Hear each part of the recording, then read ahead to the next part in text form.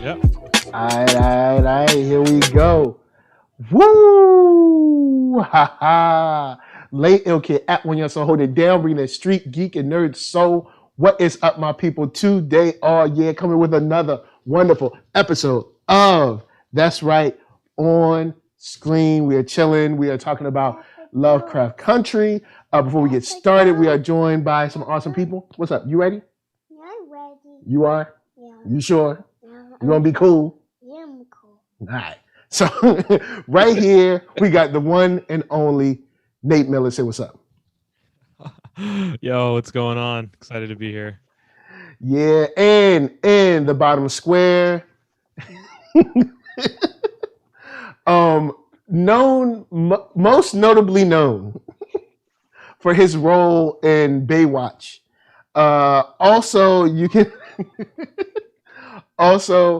can catch him in a weekly column in Washington Post, and also known as Times Man of the Year, Clement Bryant. Yo, the people are gonna start trying to verify this and be like, "Yo, your resume's messed up, bro. What you lying on your resume?" Like something ain't right. It's like y'all missing things. Nah, I'm ready. It has been a week, and I'm ready to see y'all people. It's good to see you guys after it's been quite the week. So yes, and this episode of Lovecraft Country, man, was something that I desperately needed, to say the least. Yeah, and speaking of that, you did bring up a little bit before we got started, just kind of like taking a moment of silence for Chadwick Boseman. Peace to everybody in the chat right now. We'll take a quick moment of silence because, I think it caught us all on the slide. So right now we're going in, represent him in a quick moment of silence.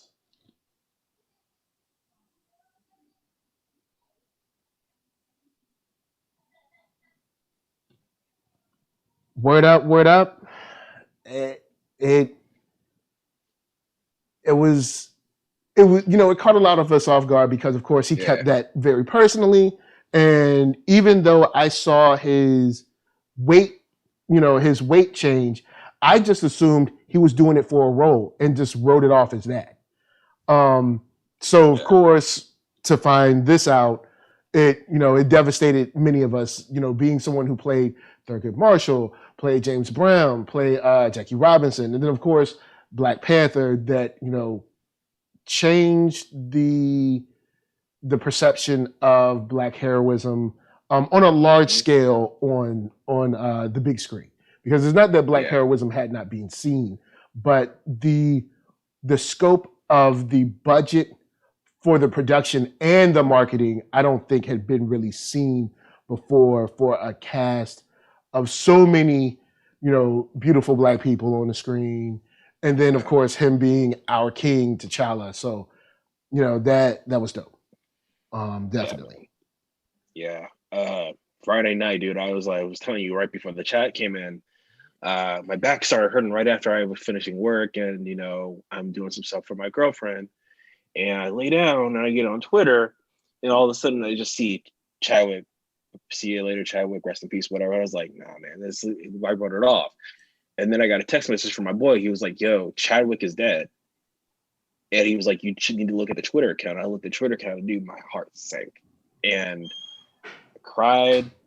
And I came back and sat in this very chair for like 45 minutes. And my girlfriend came home and she was like, hey, what's wrong? And I was like, yo, Chadwick died. And she was like, nah, get out of here. What's going on? And I was like, colon cancer, stage 4. And so, it hurt me so bad that even my boss texted me. She's like, are you okay? Take some time if you need it. And I was like, no, I'm good. But like, yeah, man. So, I don't want to bring down the chat because we ain't trying to bring down the chat. Just we ain't trying to bring the chat, but we ain't trying to bring down the chat because we gonna go up. But it's just we're gonna go up. We lost someone special. But go ahead, Nate. Yeah, I mean, I don't know. Like, I feel like everyone has already kind of said what needs to be said. I just think it's incredible. Like he gave us a legendary run of performances of, of our people who are already icons, and he crushed them. And to know that for a significant portion of his fame, he was struggling with this. And instead of, it's, I don't want to say easy, but, he definitely could have made the decision to have that be public and have that be part of his like public persona.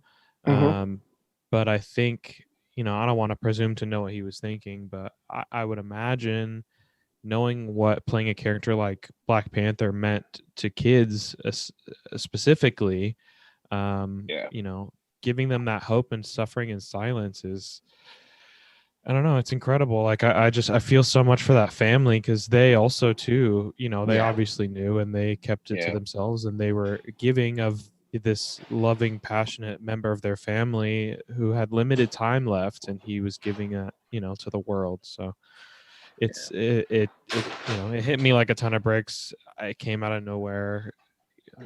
Unfortunately, this year has been so rough. I feel like I'm kind of in perpetual mourning, so I haven't really, it hasn't like hit me. But yeah. Definitely. So with that said, guys, I do want to say what's up to the chat. Catherine B, Cassandra Sellers. We got Shatara Bookhart in the house, and we got Nate Miller up in here. So if y'all want to holler at Nate, he in the chat too.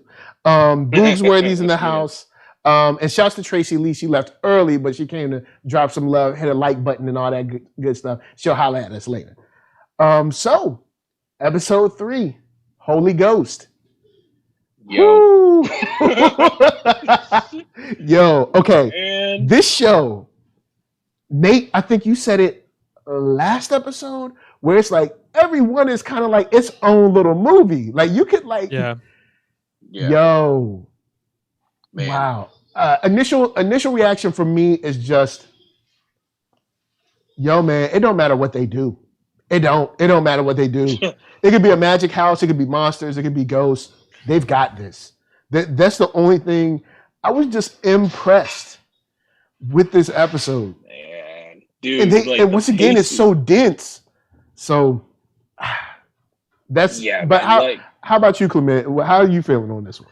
Sorry, I didn't mean to cut you off, man. But like, my jaw dropped. My jaw by the end of the episode, I was like, just stunned.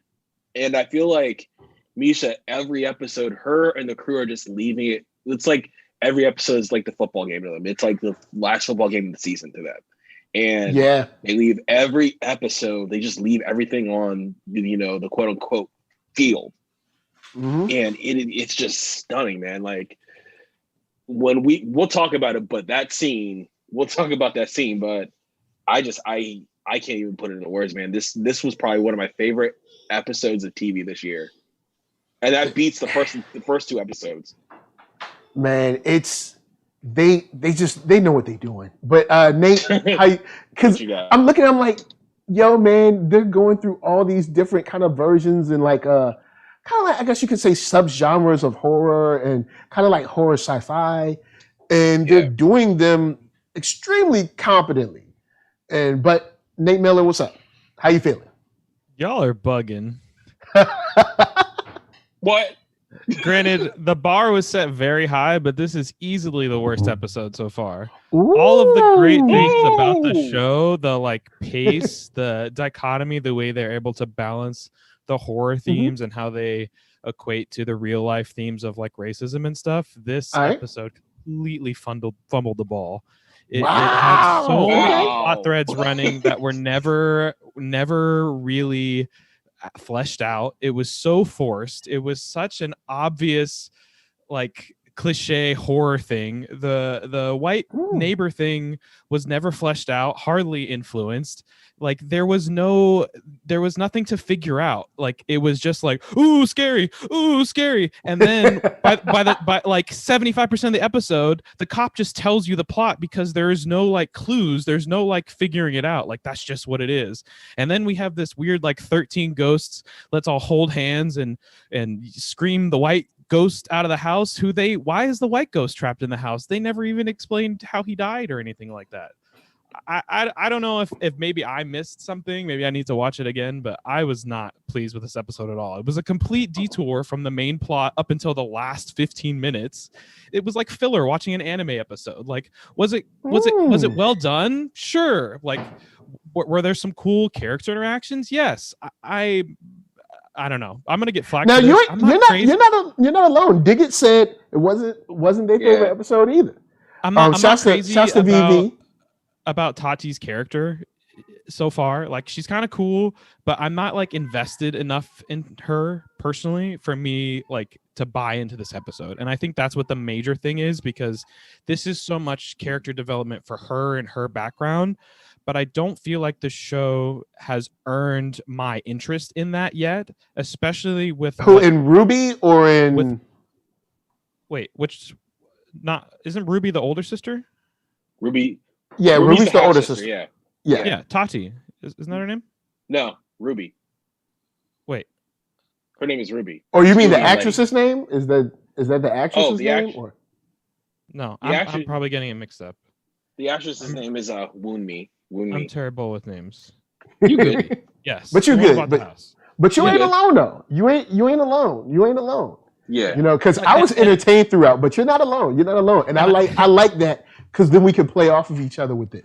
I do want to clarify, like, I don't think it was a bad episode of television. I just think for the bar that this show has set so far, I think this and maybe it was just expectations I had from watching the preview last week, but I thought this was going to be about like, again, like how the horror and the racist stuff like cross over, and that like they like tried to do that here, but they didn't really interact at all. At least that's how it felt to me. Yo, I'm trying to look at Twitter right now and see like if anybody agree with you, because I'm like, we got Diggit in the chat. Diggit in the chat. It's like it made no sense. Here's a hot take for you guys. I don't need other people to validate my opinion.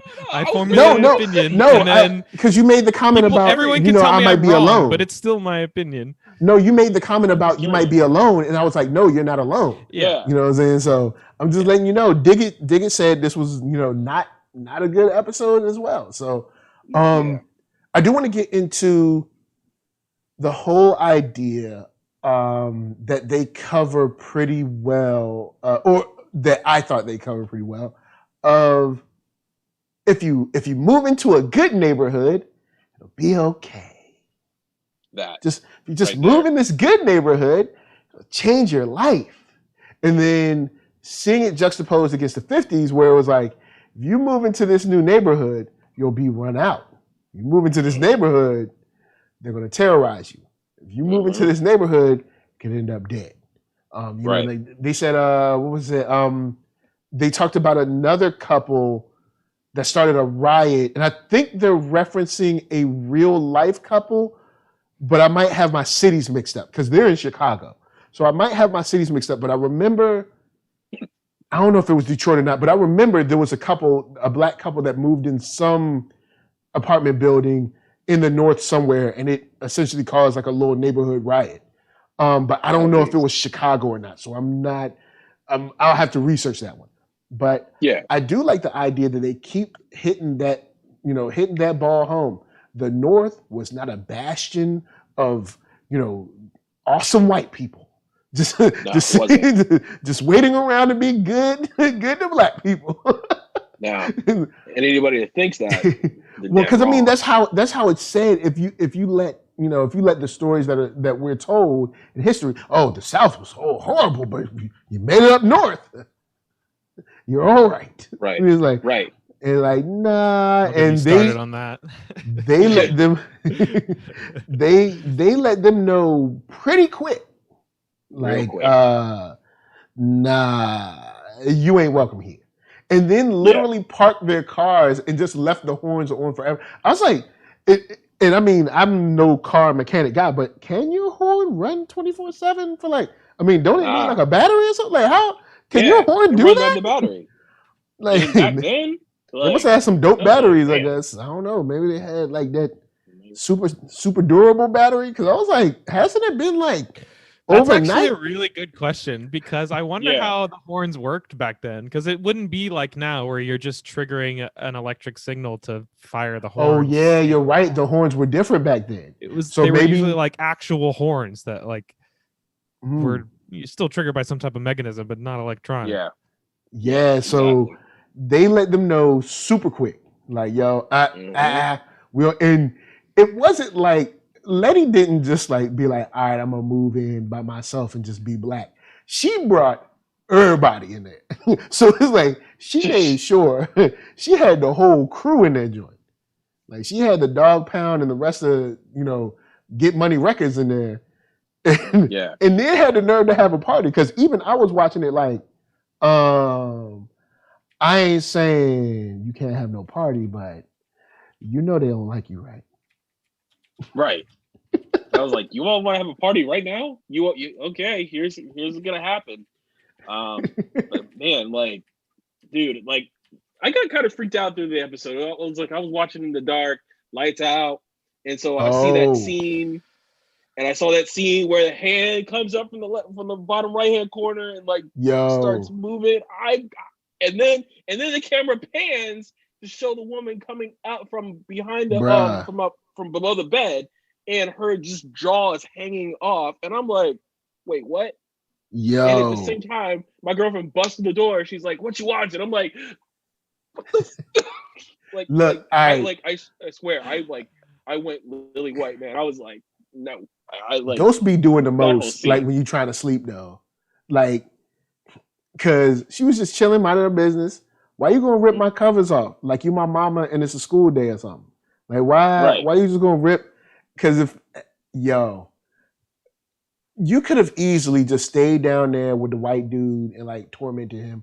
No, you got brand new people, and you gonna mess with them too. And even Tick said George would normally reference some kind of story where the ghosts aren't gonna stop until you join them. And we kind of know this kind of setup of story, like where it's like they ain't gonna stop until you dead too. So we've kind of seen, if you enjoy horror, you've kind of seen that storyline. And even you, Nate, alluded to it with 13 Ghosts.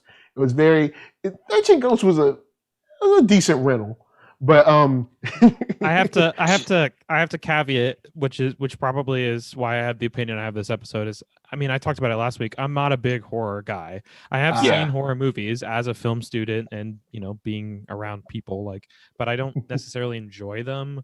I also find them to be predictable usually, because for example, like the first jump scare, or not even the first one, but the one where she goes up in the attic and like there's a bunch of banging and there's all this noise, and then suddenly it gets super quiet and all the sound cuts out. I'm like, okay, time for a jump scare. And like 25 seconds later, she's like, and she yeah, come on, dude. Now see, I thought she was in the basement, so she was in the attic with that one. All right, cool. Yeah. Because I thought she was in the basement, but I remember when I saw that, I was like, why are we investigating this? Because why are we doing it in the middle of the night, dude? Do it at daytime. Stay in the room. But even daytime, it's not like they would have stayed away, because that scene I was talking about happened in the morning. So I'm kind of like, yeah, that's true. And it would have mattered. But morning is not daytime. Yeah, but ghosts don't just be walking around during the day. Well, I mean, I guess they did when they're moving, but I mean, they're chilling. But I also like the idea of the haunting going on with a packed house. Because usually, the horror stuff happens when it's like, I'm by myself, all alone. It's a stormy night. No, it's a house party going on, which I love, by the way, which I'll remark on later. But house party going on, great music, people drinking, having a good time, people, living and laughing and loving. And the ghost was like, we about to tear all this up.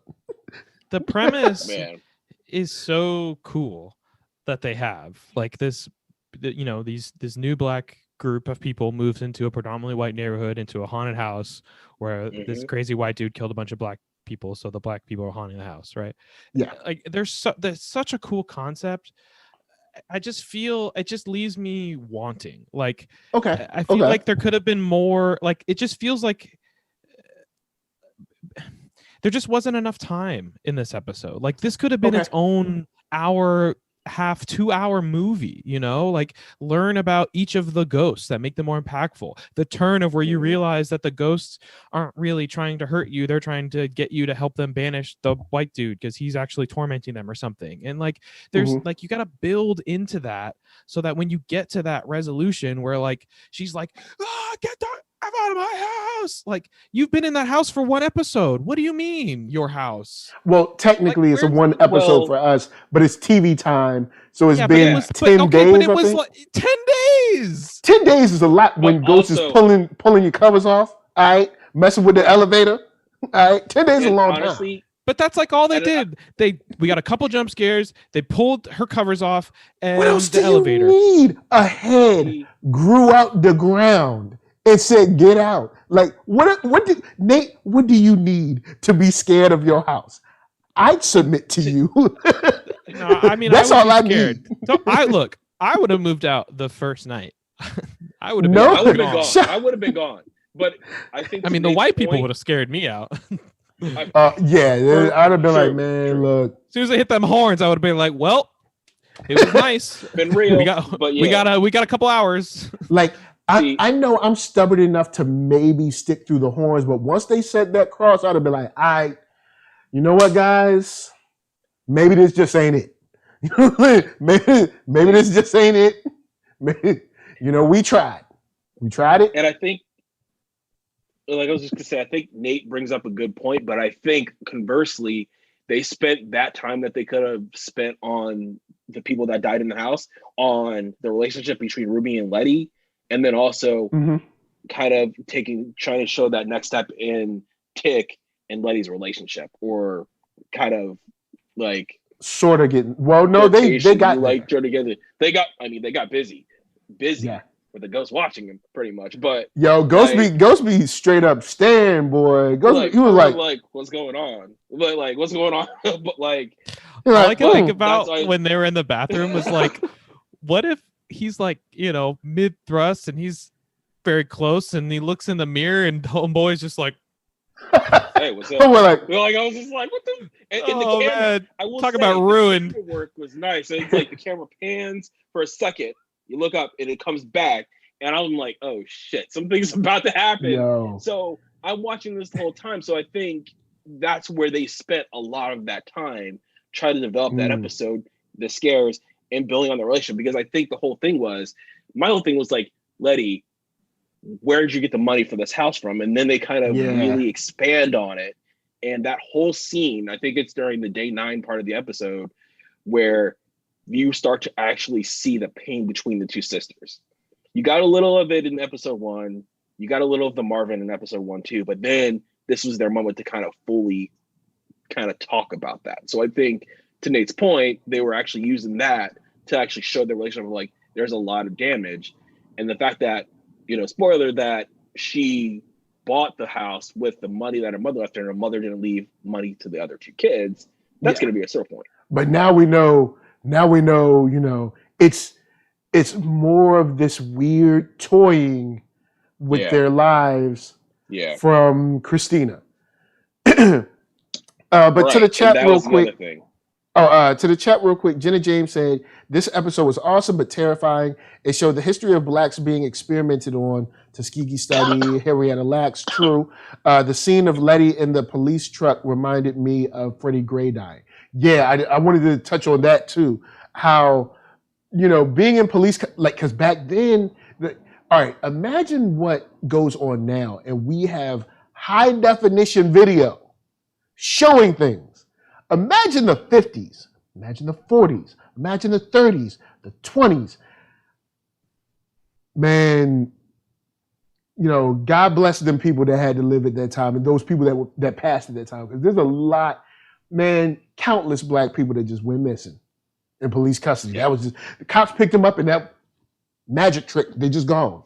Yeah, not to diminish the racism side of it at all, but as you look back further in time, that was just like for everybody. People just went missing. People just died. People were killed. Like that's actually like really terrifying thing that people don't really talk about in the past, because we just assume from our 2020 perspective, like, oh, people don't like people get murdered every now and then. Like people used to just die, and you would just never like you would have family and you would move away, and then like 10 years later you'd be like, oh, they're missing. Like you would just never know. Yeah. Yeah. And big shout to Catherine B said, I loved when Letty went to town on them cars with that baseball bat. Miss Dorinda Clark Cole playing in the background. That was a great scene. Man, yo, dude. I was like yes. I love that scene. I will say the music cues in this episode were really on point. And that whole sequence, I really thought that was like, okay, they're trying to have the Beyonce moment. And then literally as I say that, Misha Green tweets, oh, in the script, they actually have showing Beyonce Lemonade playing. And I'm like, oh my God, dude. So I was like, it's a great way to kind of touch on the contextual moment of this time period back then. And so I really, really dug how that whole scene played out. Am I bad for thinking about the Carrie Underwood song Before He Cheats?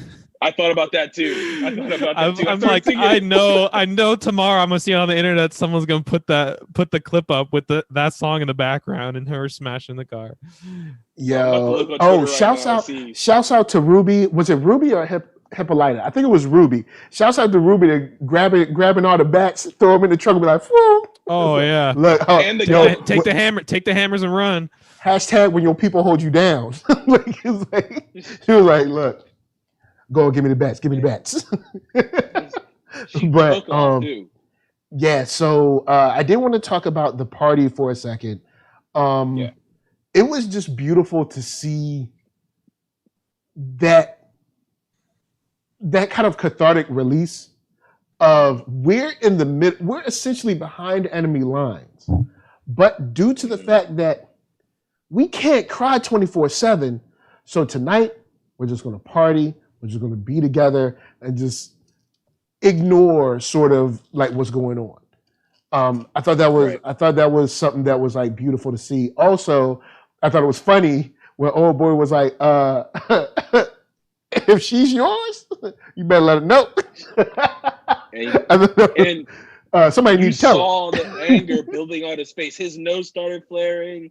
He was like, oh man, and he was. You could tell he was troubled by it. I'm like, oh, but like I was like, but Tick, she's not your girl. So yeah, it's like, look, you can't have it yo, both you ways. gotta lock it down, son. I might be exposing myself here, but did I miss something? Like, how did they get to this position of where like she's obviously into him, but he's like avoiding her for some reason? I'm just assuming that it has something to do with like their background that we don't really know about. But yeah, that we haven't gotten yet. But it just feels weird for that to be like after what I just feel like I missed something in between the episodes where like they went through this. Remember, it's been what they said. It's been weeks. Yeah, I can't remember. They said it's been weeks. So between then and now, dealing with the grief. Dealing with the fact you got to lie to his wife, dealing with the fact that you're staying with her, trying to help her transition while, I mean, of course, she's going through her own thing. And then you and Letty kind of like, I mean, you looking at her, you like, she fine. She looking at you like, he fine. But then you like, is this the time to do this? Should we? That's the part. That I'm confused about because like when I get after the weeks and a lot of things happen and the death obviously is very important to them, and then there's the move, and then like obviously there's a lot of life changes going on. But when they have that scene where they're in the basement and she like holds his hand and then he like reels back, I just don't understand that response. Maybe I missed something. I need to watch it again.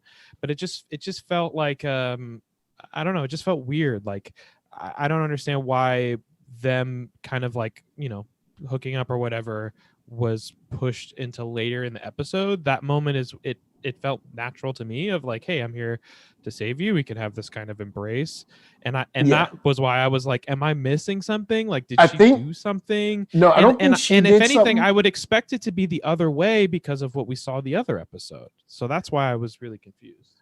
I think Tick is scared of kind of going into a relationship, and this is me speculating, going into a relationship with her due to whatever went on with old girl in Korea. Yo, you hit the nail on the head. I was just about something happened there that was supernatural and weird and strange, and it's not allowing him to fully give himself to Letty. But then at the same time, you know he liked her because when she was dancing with old boy, he was like, "Get off my girl." Right. So like he had to be told, yo, if quote unquote, this is not what I said, but the guy that he was talking to was like, yo, if that's yours, you need to claim it. You need to go ahead and claim it because you ain't the only one that notices what she looks like. Right. You ain't the only one in here with eyeballs. So you best to move quick. But I kind of attributed the hand kind of recoiling back was he didn't know what situation they were walking into in the basement. So I was like, okay, that's how I read it. And I also think a lot of the feelings are coming out from like the last episode where we saw that she actually had something for Tick. You know, she is kind of holding a special candle for him. But then that whole snake in the pants happened or anything like that, and she felt some sort of way about it. And this is her getting over that. I think that's the way I interpret it. Like actually knowing that, okay, this is Tick, he's back, this is actually him, this is the chance to take it. He's coming, like he's coming here, he sees me, he's protecting me, he's staying with me. Nate, yeah, he is. Are you mine? No. I tried. Now I will say this. Another thing, I need friends like Tick in this case. If I come to my friend and I say, look, I think my house is haunted and I think I got some proof. He wasn't like, you crazy. He was like, all right, walk me through it. That's the kind of friends I need. If I say my house is haunted. But he said, walk me through it. She gave him the evidence. He was like, word. No, he gave her the exact same treatment that he got when they forgot about the monsters, when they were like, you've been through a lot and the stresses of the war. Like he literally says it like verbatim, we've been through a lot and the stress of everything going on. So I don't buy that at all. But like, he was there to help her, but you know what I'm saying? He did say, walk me through it. Give me, you know what I'm saying? Yeah. I mean, I don't think it was necessarily the same thing, but the verbiage was way too similar for it not to be intentional. Part of him was like, I feel it was like I'm here to protect you. I care about you. We've seen some shit. So like, maybe it's real. I don't really think it's real, but I'm gonna be here to help you out anyway. When someone kills a goat, instead of like, it's no, real. You're crazy. All right. Shouts to the chat. We got Jenna James. She said, what was up with the last scene at Letty's house? The elevator going to the lowest level of the house. Does that mean there's still spirits in the house? I would say yes. I think that house is all right. You know how they, in different parts of like sci-fi and fantasy, they talk about ley lines. Somehow, somewhere, that house is probably on a ley line or something, because that's a big house. They said it has 3 floors and 2 basements, and then I guess a super sub crypt keeper basement. So that's a huge house. Don't nobody want it? Must be something special. Right. Got it for a steal, didn't you? Like, nah, It's something special about that house. It's probably like a spiritual antenna or something. And there's always going to be some kind of gathering of spirits or souls there. I wouldn't trust it at all. Right. Now, of course, they think they've exorcised the demons, so word up. But I'd always have my guard up in that house, especially if I was Letty or Tick, because a full grown head came up out the floor, man. That's all I gotta say. I mean, and the grown man with the baby. Oh, the baby head. I was like, what the? The baby head. What is going on? But I think there's still spirits there. Mm-hmm. Everybody moved out of the house because of the burning cross, right?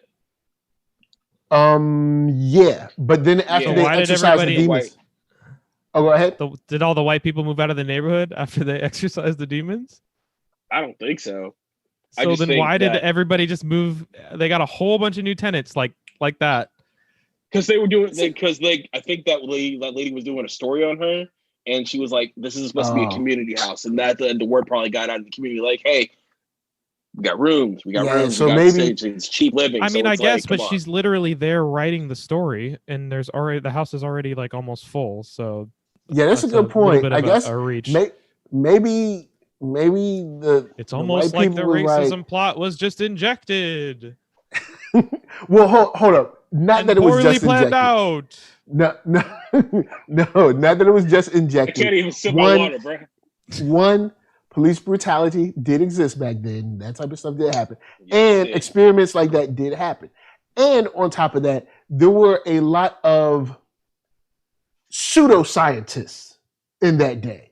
Oh, that, yeah. You know, that kind of thing is 100% wanted to mess with real. alchemy and wanted to mess with like, we did get some really important information. Stuff, but mixing, so that could exist for sure. You know, but I don't know. Maybe the white people was like, they was tired of it, man. Maybe they figured, yo, if whole girl killed a goat on her front deck, then we need to leave her alone.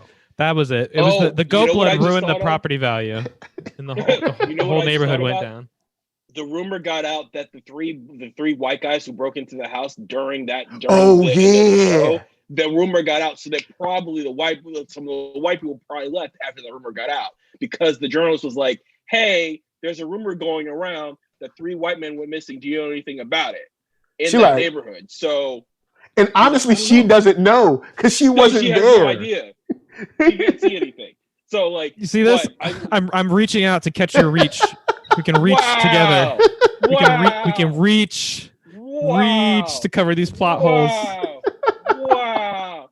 I'm offended. I'm gonna sip my green juice, man. I'm offended.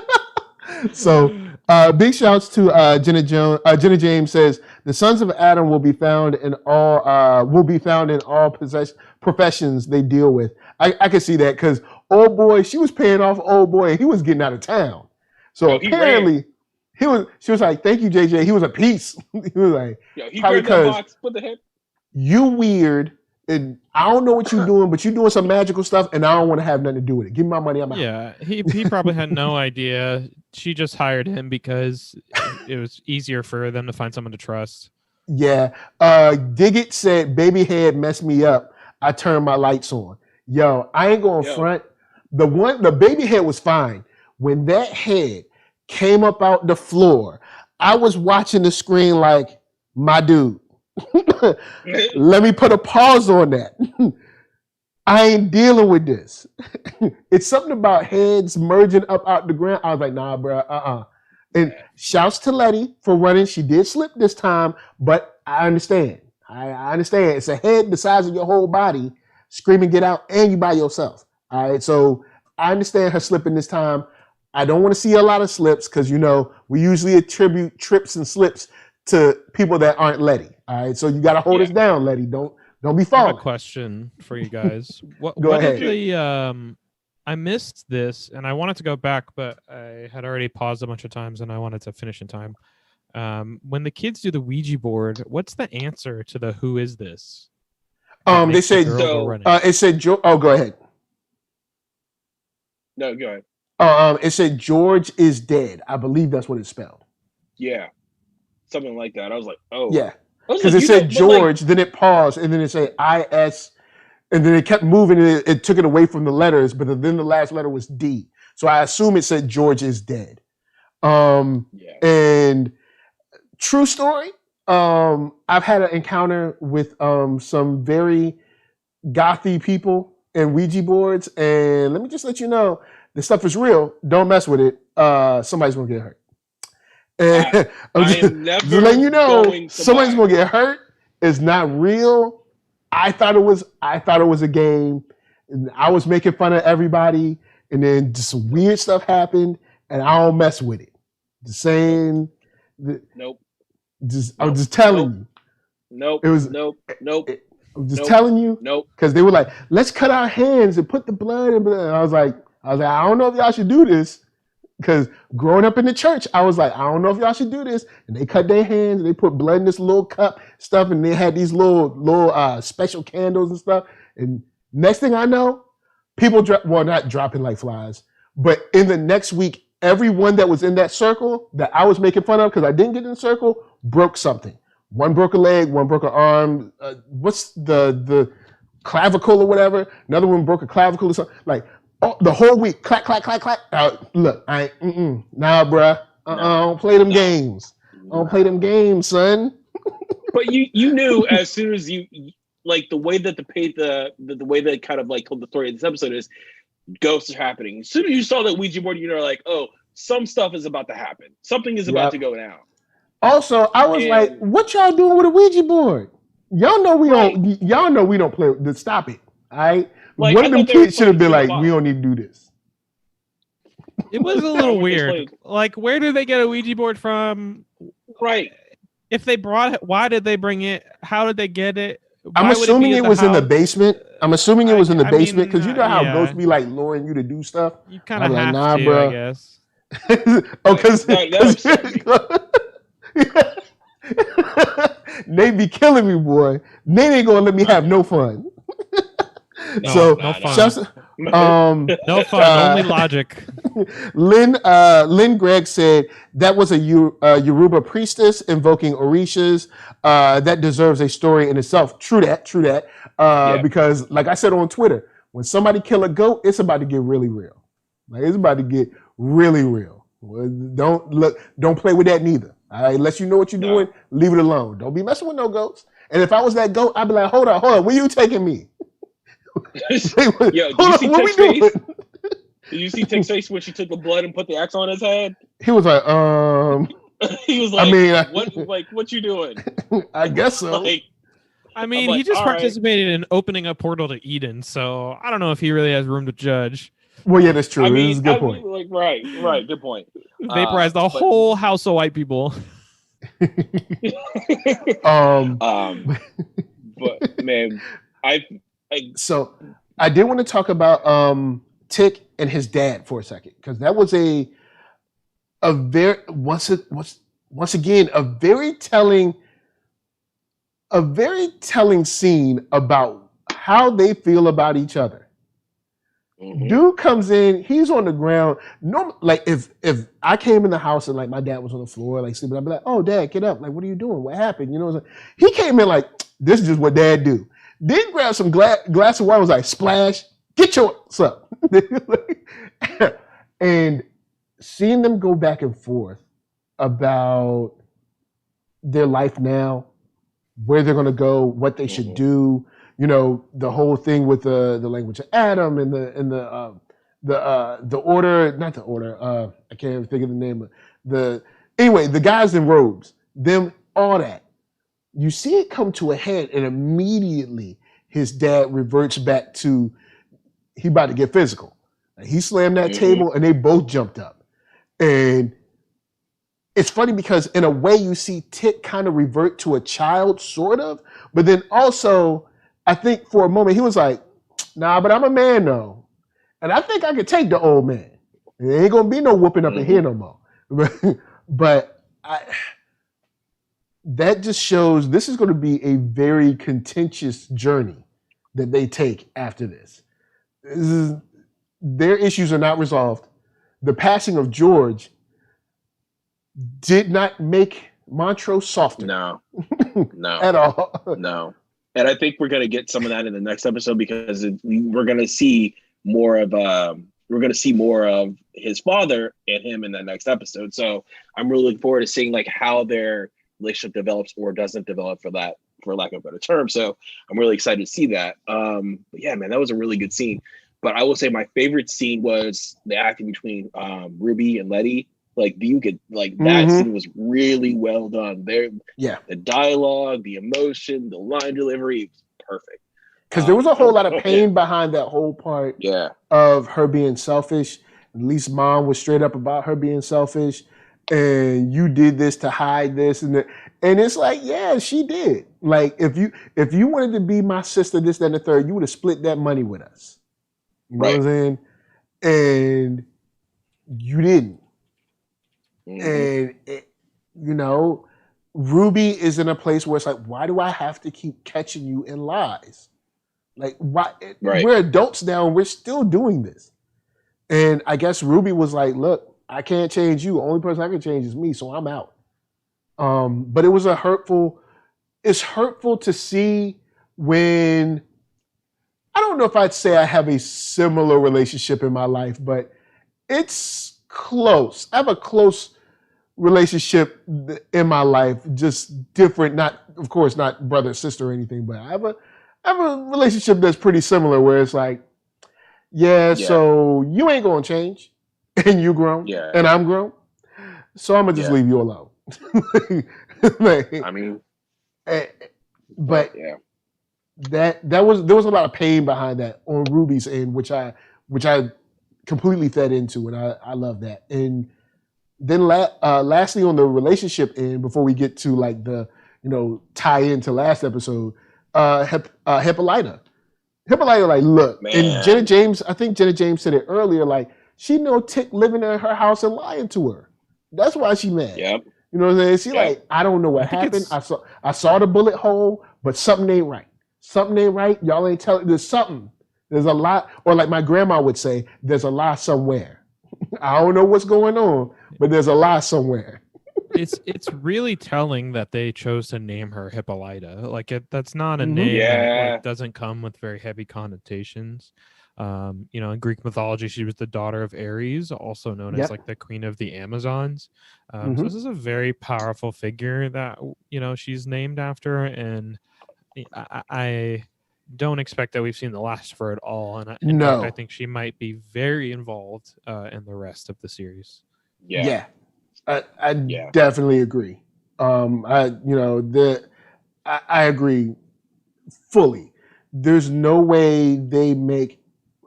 I see everyone in this family being involved in some way instrumentally in what this whole legacy is. And we don't even know yet. We know, like I said about that book, I was like, where's that book? And now we know that not only are we looking for the book, but we also looking for some extra pages that old boy took out, you know what I'm saying? Because he wanted to decipher it himself.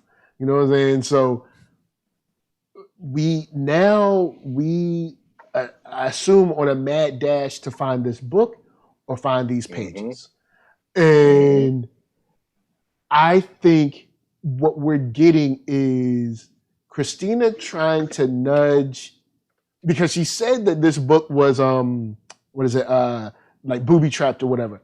I think she's trying to spurn them to get the book, because maybe Tick's the only one, because he's the son of sons, the only one that can get the book. So he can get it, and then she can kill him right after it. At least that's what I'm thinking. Because as much magic she got, she can stop somebody from shooting her. That's about to drop her in her face. You know what I'm saying? If she got all that, why you can't get the book? Why you can't go get the pages? It's booby traps. You got magic, right? You know what I'm saying? So what's going on? What's the deal? So what's the deal? I don't trust her.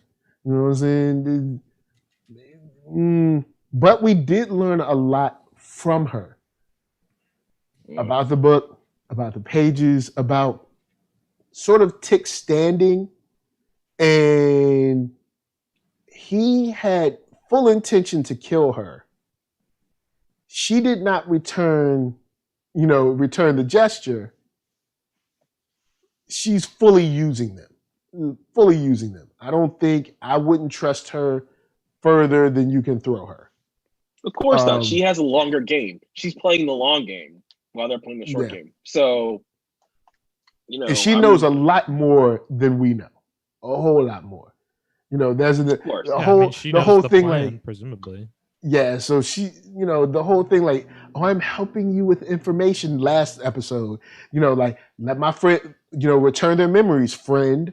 You know what I'm saying? So now we're not friends anymore. Now I'm your gopher for these pages, I assume. Like, where is your head at? Especially because, your daddy dead, and at least everybody from this chapter of the Order of the Dawn or whatever it is, they dead. So who's pulling your strings? If anyone's pulling your strings. Well, there's still the Sons of Adam is still like a huge organization, right? That she still is. Yeah, but is she tied to the other people in the other cities or whatever, or the chapters, or because see, we don't know how they run.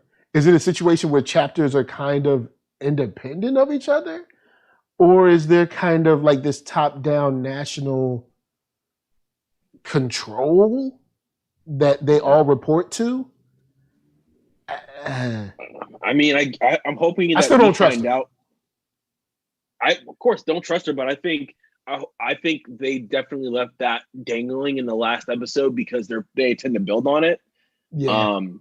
So I think I hope, and I definitely feel that we're going to see that story of this whole series play out. And if they don't, I'll be upset. But yeah, I get where you're going. Yeah. I mean, oh no, go ahead. No, you I good. was just gonna say, even with the way that this this episode in the end ties it into the kind of overall plot. I think that they're going to end up using that house as like a kind of base of operations for whatever they're going to be doing next. I think my question is, who put the bodies down there? Did the house do it? Is there somebody else there that did it? Did Letty do it? I don't think so. I didn't get the impression that she knew that the underground cavern. I feel was like there. The ghost did it, or the house. For a better term, the ghost did it, because you go down there and you see all those lights lighting up on each, level, and then you get down to the bottom and you see the new bodies at the door. I guess at the first step out of the elevator, but you see it goes further. So yeah, it's a tunnel with like sigils and like runes carved in. So it definitely leads somewhere. I mean, part of what made.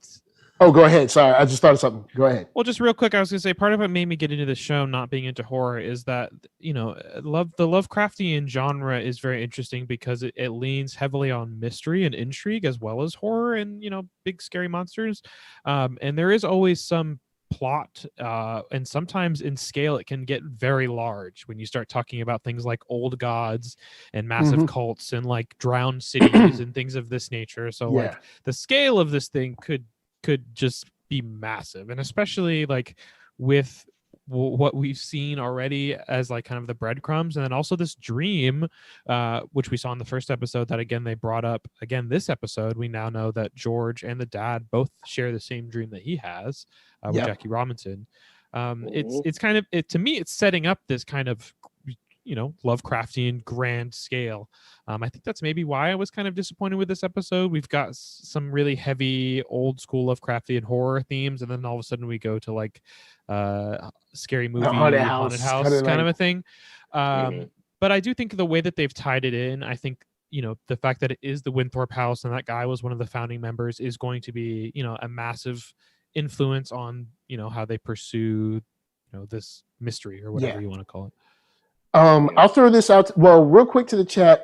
Shout out to Jada James. Said virginity is only a social concept, and I'm glad they didn't treat it as something other than her first time. It's not really something you can take. I guess I'll lean with you on that. But I will say this: if I was Tick, I'd be like, I'm sorry. I could have lit a candle or something. Like I mean, is even when she said it was her first time, I was like, oh snap! Like. Y'all ain't have like no music. Well, no, they did have music. Let me take that back. They did have music. They did because of the house party. Yeah. Like maybe some incense or something. Like just make it special. I don't know. It had a spectator too. Oh yeah, it had a spectator too. but spectator. With that aside, I think the reason she set the house up, meaning Christina, the way she did, for whatever reason. Bet money she wasn't able to enter that house. I don't know what it is. For whatever reason, I bet you she couldn't enter that house. Because what would you need to go all around the bend and back just to get them to go to a house? Why? If you so powerful and you're the Order of the Ancient Dawn and you got magic and you can stop people from shooting you, couldn't you just go in the house and do whatever you need to do, or figure out what you need to figure out, or get rid of the ghosts? Or it's something about downstairs. I don't think she could get in that house. I don't think.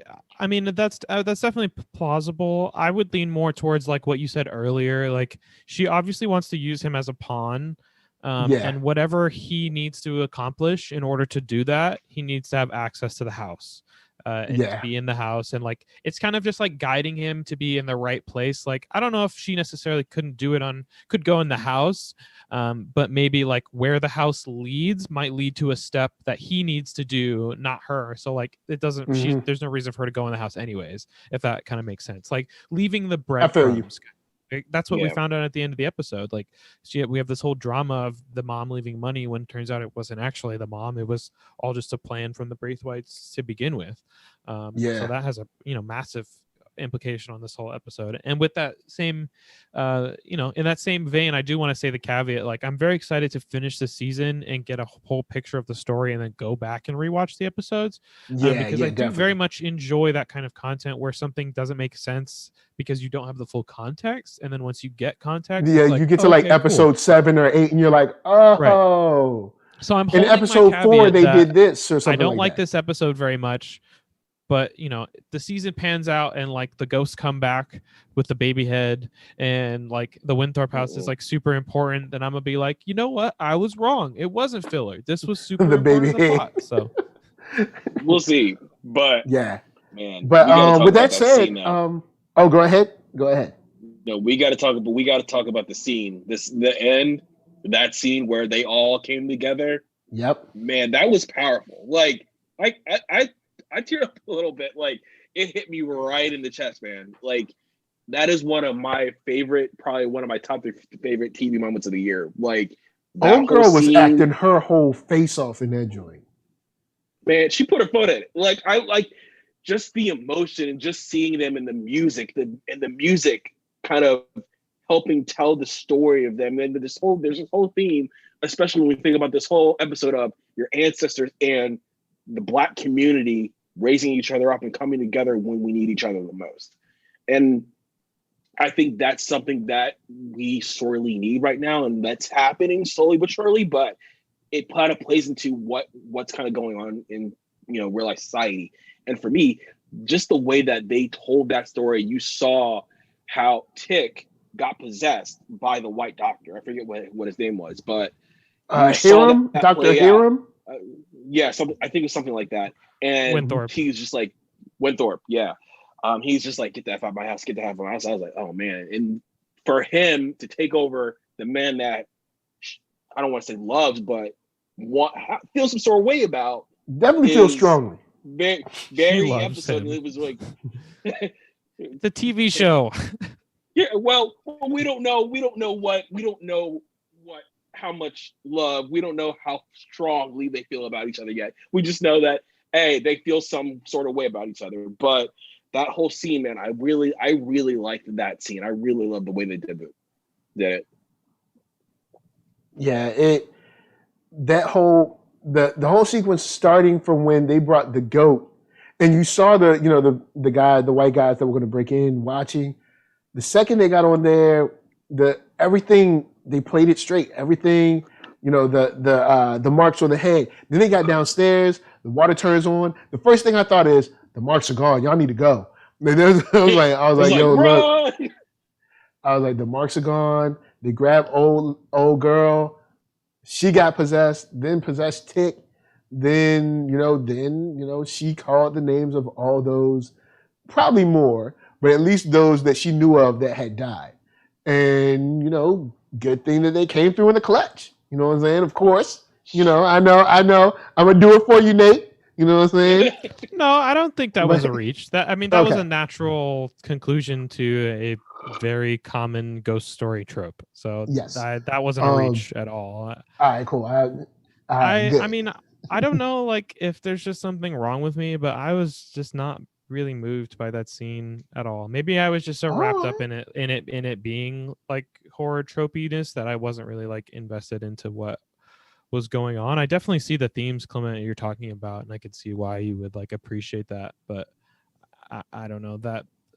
I hate to say it, but it feels like it just feels like a little bit of a stretch to me. Like, again, I feel like if they had, I mean, it's a show, right? So they only have so much time, but like, even if they had split this up into 2 episodes, I feel like if we had just got some more development of the ghosts, like, I don't know. Like it just felt like there was something missing. It felt like if this was like this episode was like its own book and they just kind of cut out just enough for you to like get to A, B, and C, but there's like some more stuff there that would have really like fleshed it out and given more color to it.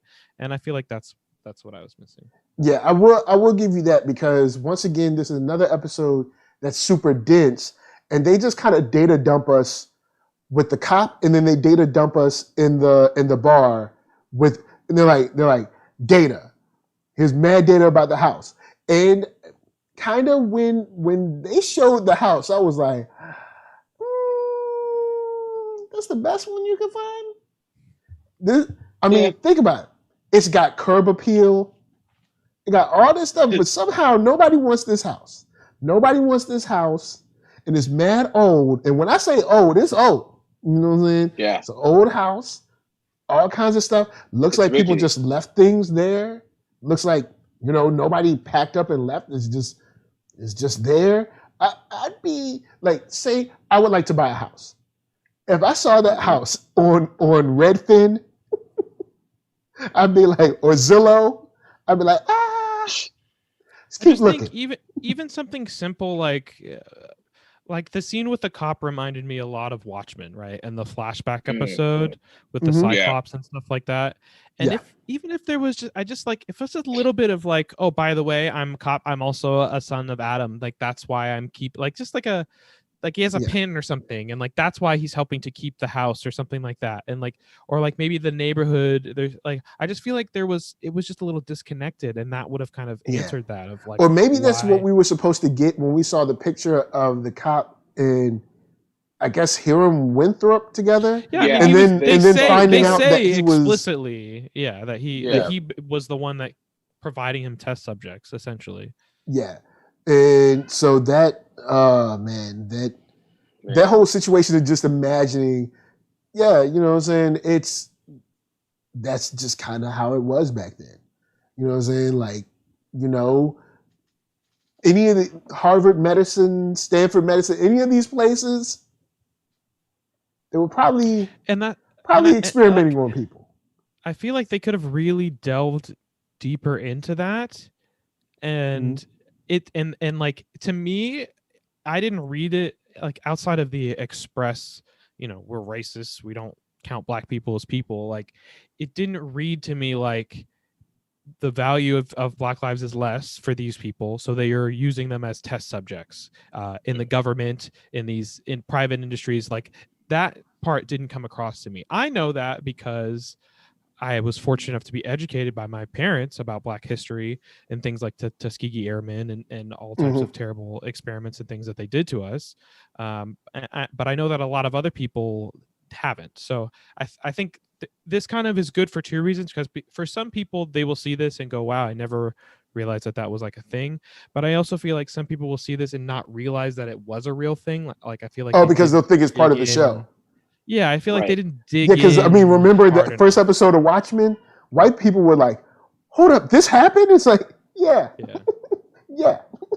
Now you see why we look at the government with the side eye all the time, because that wasn't just citizens. The government did that as well. How do you think they were able to fly planes? What you think? Just random citizens just got planes all over the place? Yeah. No. Yeah. No. The government did that. So that's why we always be looking at the government like, like side eye really hard, yeah. No. So when you go screw me this time? Like, not to go too deep, but there's a big reason why the African American community has a historic distrust of medical of doctors because of the same thing. Like when you're not treated like a human being and people put you in procedures that they wouldn't put other people in, like that really gets to you after a long time, not even mentioning getting over like chattel slavery and being expected or inspected and stuff like for physical things because they want to use you for labor. Like the things even after that were like, okay, I'm a person now and people will treat me like people. And you go to the doctor and they're like, no, we won't treat you, or here, take this. And like, what does it do? I don't know. Let's find out. I don't know. Let's find out. Yeah. Or, on that same note, Nate, like just Black women going to the doctor today and the doctors being like, oh, oh, your symptoms don't mean that, it means this, and You'll not be listening all to them. Like that kind of whole thing that happened with Serena Williams, or was it? I think it was like Yeah. last year or the year before. Like that whole thing, and that is a historical way. And Nate, you're right. You're right. You hit the nail on the head for me when you're talking about this stuff. So it's important for us to kind of know our history, and also, I mean, that's why even, I appreciate the show the way it is. You know, what is it? And Watchmen Even too. Wanda Sykes put a bit in her stand-up about it, where she got some kind of procedure, and they were like, "Here's some Tylenol." It was like, "What? No, like this is it."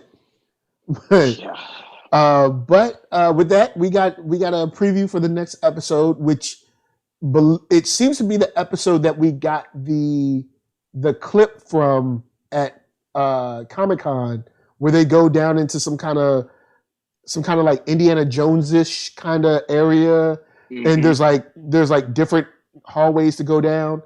I don't know if I'd be the first one down that rope, but thank God that Tick will do it for us, because I'd be like, hold on, you go first. I'm gonna be right here. I'm gonna see what y'all doing. Y'all going down. I got you from here.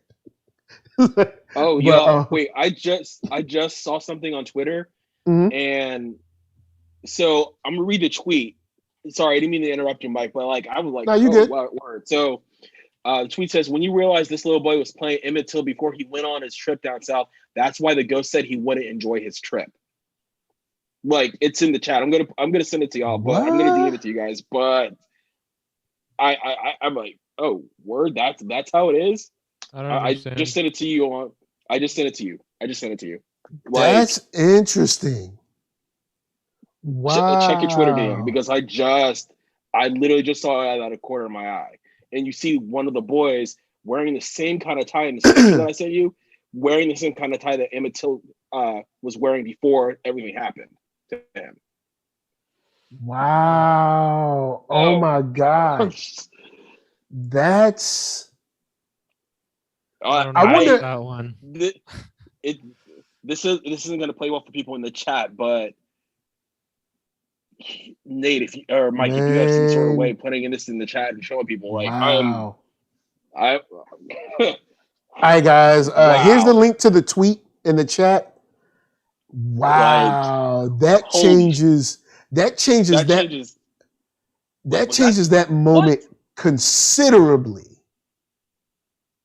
If that is the case, though? If that's the case, wow, that is. It's just another part of this show that just shows how sad it is, and how layered it is, just to like live a regular experience as the average black man or woman sometimes. Like, you're just like, shout out, yeah. Wow.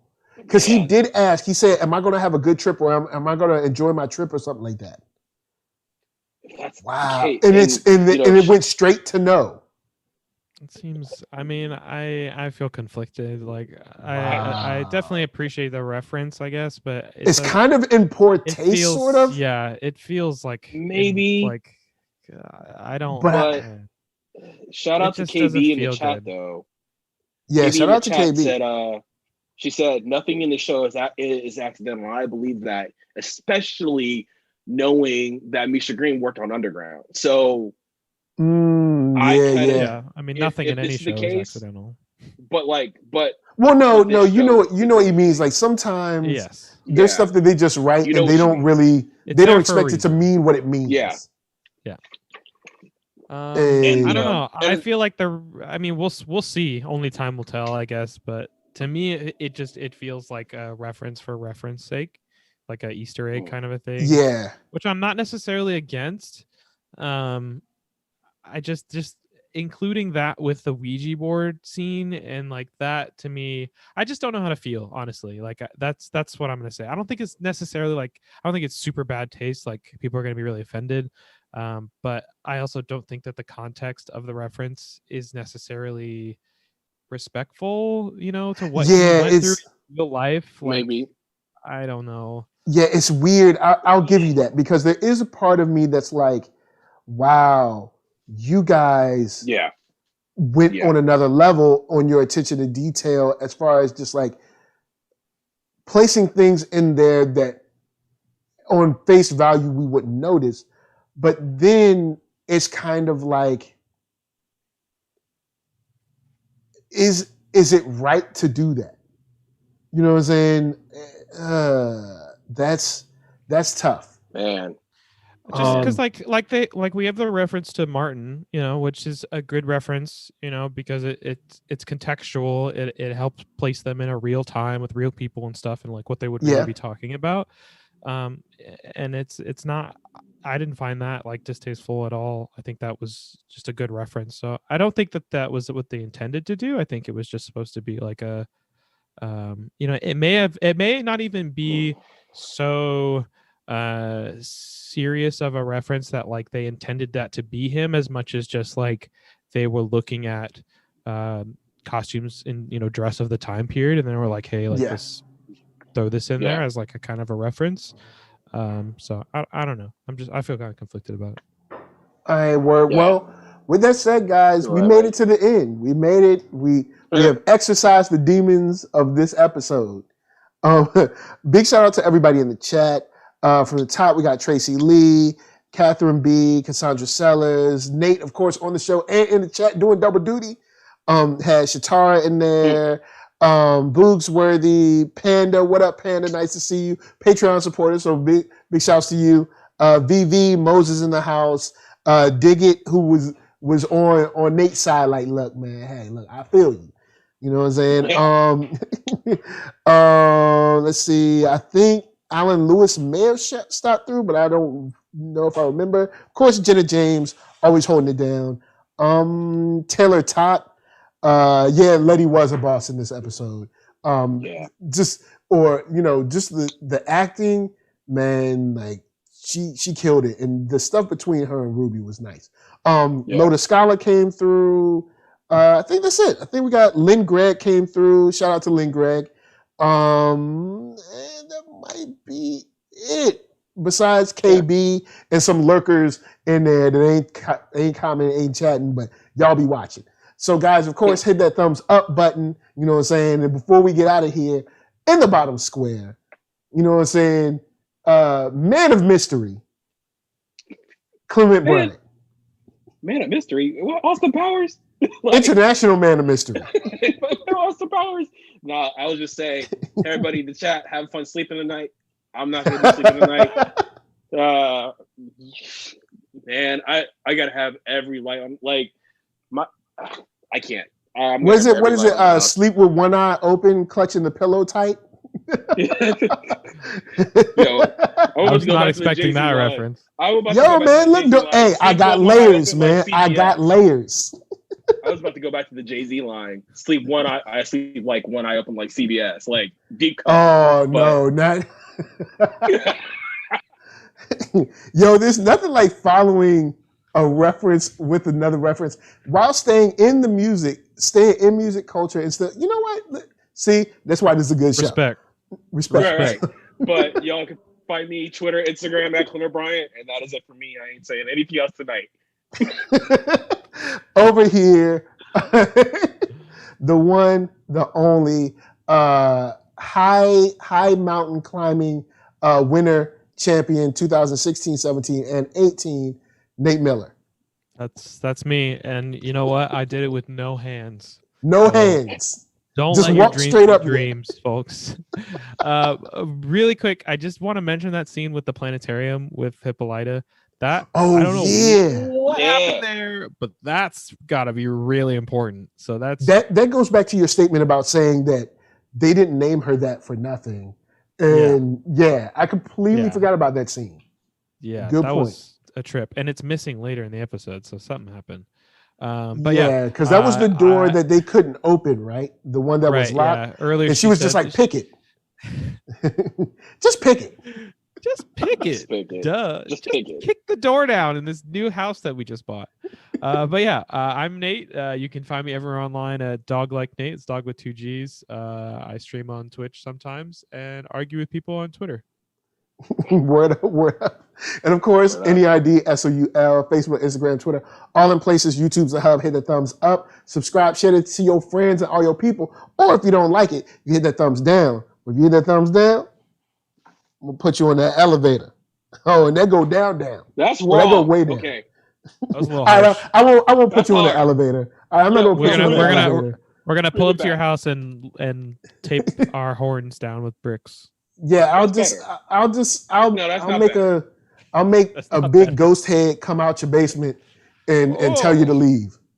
All right, okay, maybe there's all right then. Yo, you intense. Why are you being so intense right now? All right, then I'll just make a ghost like pull your covers off. All right, so they ain't too bad. Okay, that's a good. Yo, here's an X on the forehead for me. Yeah, you know what I'm saying? Bye bye. It's like bye. All right. Y'all. Then of course podcasts if you rather listen than look, and Spotify music, get your chill on. So of course from us to you, thank you for chilling. I'm gonna leave y'all with Arcatron, which is ARCKATRON, the Space Bridge in stores now. Going and stream it, get those numbers up. Some dope hip hop stuff. And guess what? Your boy is also on the album. So don't sleep. And until next time, that Lovecraft greatness. Well, greatness for 1 and 2. And then number 3 is undecided at this moment. But we'll holler at y'all later. From us to you, we're just saying peace. Later, y'all. Oh, man, that's what's up.